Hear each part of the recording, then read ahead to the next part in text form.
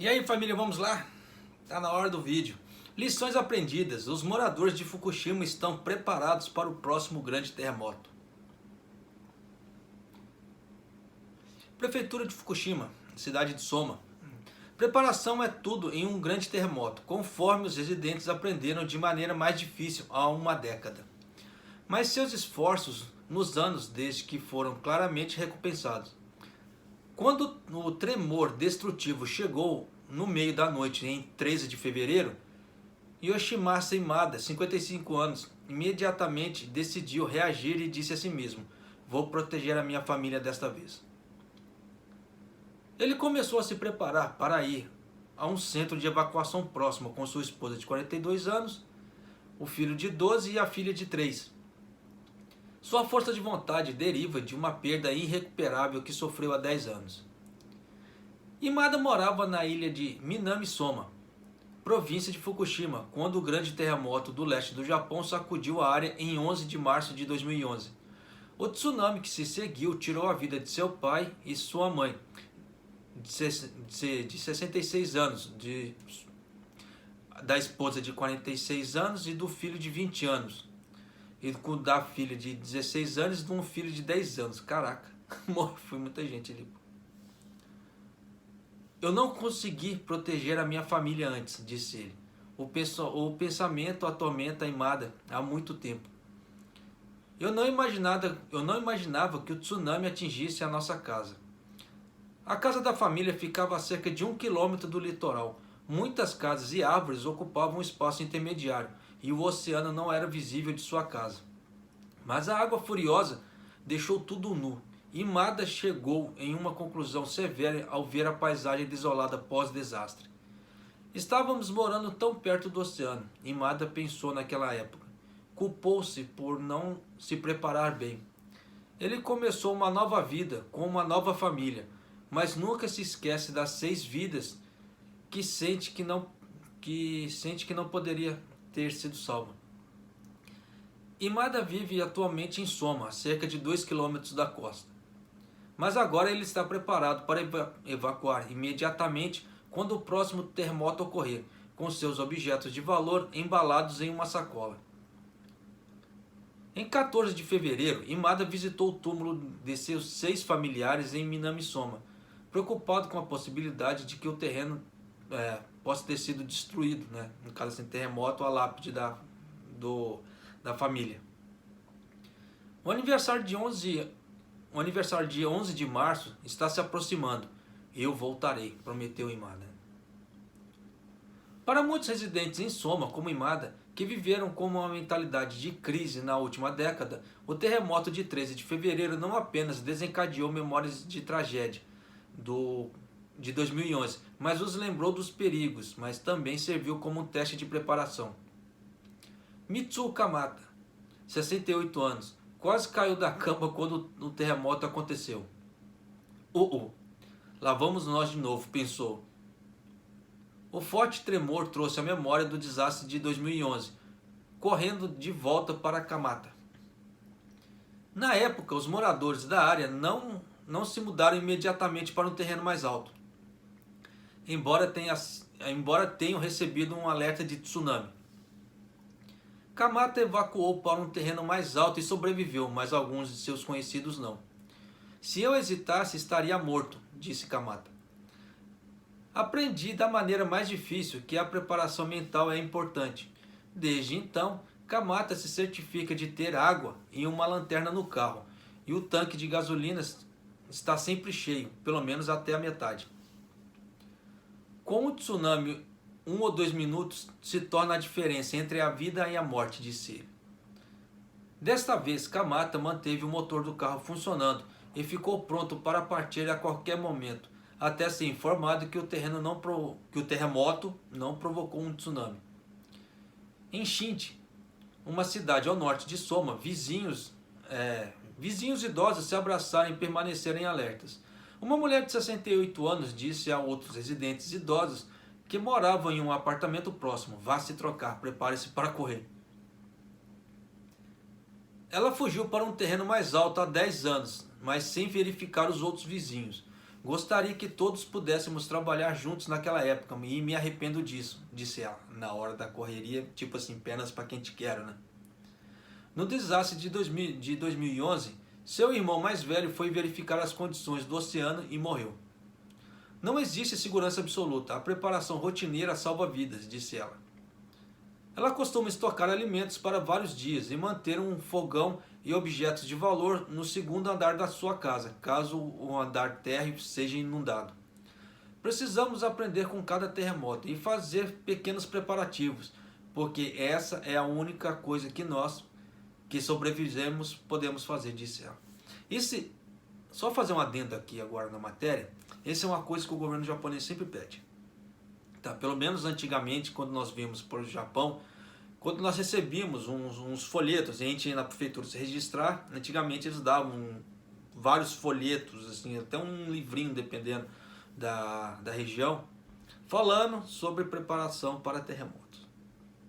Né? Então, porque pode acontecer de dar um terremoto, sua casa não vir abaixo, mas cortar o abastecimento de água, abastecimento de luz, ter que interromper o gás, porque você não sabe como é que está a estrutura, dependendo se você ligar o gás, pode dar um vazamento e bum, né, explodir.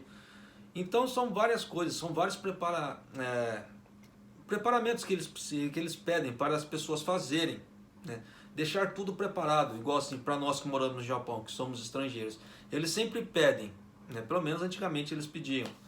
Seus documentos, deixa todos os documentos seus separados numa bolsa juntamente com algum cobertor que dá para você carregar, suprimentos, né? Casaco, capa de chuva, porque você nunca sabe o tempo que vai estar lá fora na hora que tiver que correr. Água, né? Alguma lanterna e rádio, que é rádio a pilha, para você poder escutar, né, notícias que o governo vai soltar assim, porque às vezes, porque dependendo do problema que der, no caso assim, do terremoto, vai derrubar as antenas de celular, as pessoas vão ficar sem comunicação, no caso, vai ficar sem internet, sem poder ligar, só que as rádios, dependendo, vão conseguir transmitir, porque são ondas diferentes. Então já deu para vocês entenderem. Então eles sempre pedem, tenha sempre um rádio para você escutar sempre os anúncios do governo, tem uma lanterna, né, faca, né, para você poder, caso de sobrevivência, algum casaco e coisas assim, tudo separado dentro de uma malinha, tá? Já deixar tudo preparado dentro de uma malinha, porque nunca se sabe quanto vai acontecer. Então se você tiver que correr, você não precisa parar para preparar tudo. É só você passar a mão na sacola e correr. Deu para vocês entenderem o quão o governo japonês sempre pediu isso. Tá? E as pessoas, devido ao conforto e a sensação de segurança, não fazem. Eu sempre tive isso. Tá? Sempre que morei no Japão, eu sempre tive uma sacolinha assim, pelo menos com os documentos.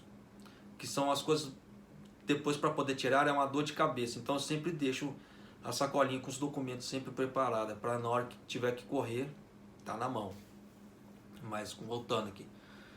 Precisamos aprender com cada terremoto e fazer pequenos preparativos, porque essa é a única coisa que nós, que sobrevivemos, podemos fazer, disse ela.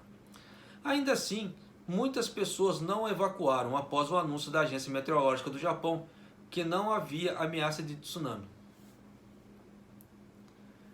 Katsuya Yamori, professor do Instituto de Pesquisa de Prevenção de Desastres de Kyoto, na Universidade de Kyoto, cuja experiência em psicologia de desastres, disse que sua decisão não foi um grande erro, mas Yamori avisa que um tsunami pode atingir a costa em apenas alguns minutos, e algumas áreas se um grande terremoto ocorrer ao longo do vale de Nankai, que eles falam aqui no Japão, o cinturão de Nankai.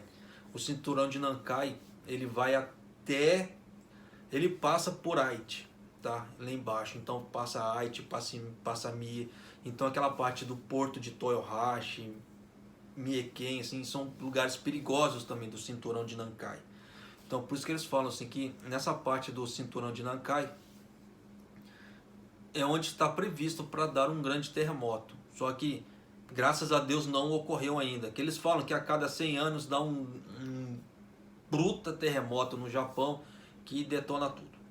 Tá? Mas não, por enquanto não aconteceu, e eu escuto falar desse terremoto de Nankai e do cinturão de Nankai há muito tempo. Né? Pelo menos há 15 anos atrás eu já escuto falar isso. Tá? Então, né, essa brincadeira toda, graças a Deus, não aconteceu. Mas você vê que vem acontecendo outros terremotos e aconteceu o tsunami.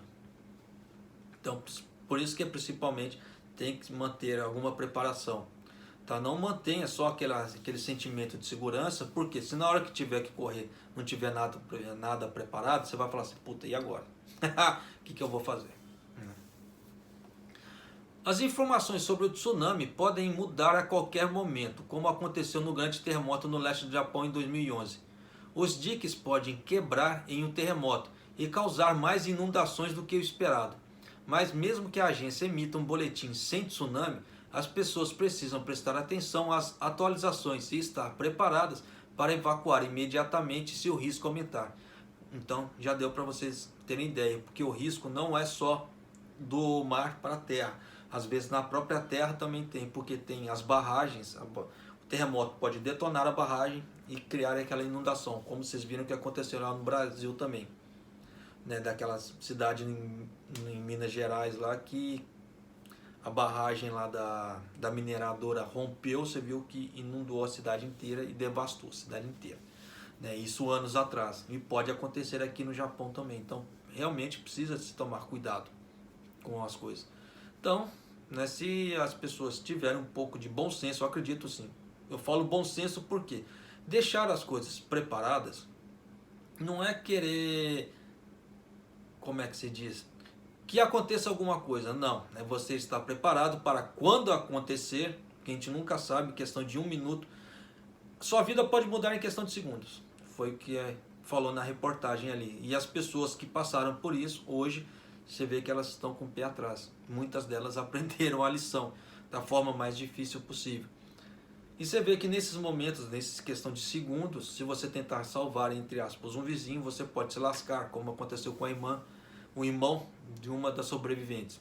O rapaz foi lá ver o mar como é que estava, morreu. Porque é muito rápido. Para quem viu as imagens do tsunami, a coisa foi muito rápida. Foi a mesma coisa das enchentes de Kumamoto do ano que aconteceram tempos atrás. Tá? Que houve aquela tempestade toda que transbordou tudo. Né? Eu já ia falar o ano passado. Né? Ano passado não teve. Porque aconteceu lá em Kumamoto, foi um desastre danado. Você viu que questão de segundos o rio transbordou. Para quem viu, para quem assistiu as imagens. Então realmente é perigoso. Tem que se tomar uma certa precaução, principalmente nós que moramos aqui no Japão. O Japão é toda uma ilha. Então tem água para tudo quanto é lado, desde riozinhos e etc. Então, determinadas pancadas de chuva que dá, você vê que causam inundações. E não só os tsunamis. Então, realmente precisamos tomar cuidado, tá certo? Mas é isso aí, família. Um abraço. Até o próximo vídeo. Até mais.